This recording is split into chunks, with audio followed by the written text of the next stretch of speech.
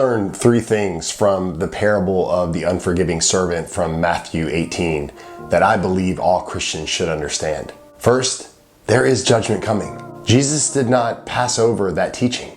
He spoke of forgiveness, but he also spoke clearly of what happened to the wretched man in his story. He was cast into prison until he should pay back all he owed the master.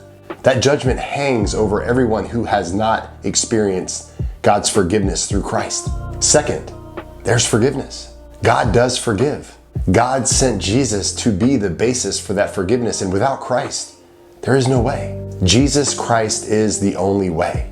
Third, the only sure proof of a person's having received God's forgiveness through true faith in Jesus is a transformed heart and a changed life. What this parable shows us is the forgiven servant didn't truly experience regeneration, hence why he lacked forgiveness. What Jesus is saying is, those who have been forgiven much will forgive much. Those who have genuinely been born again will forgive others. Period and end of story.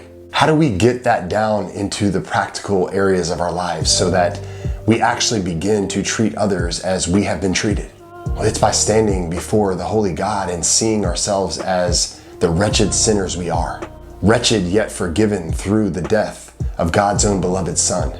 True awareness of that fact should humble us so that we simply have no other option but to be forgiving to others from our heart.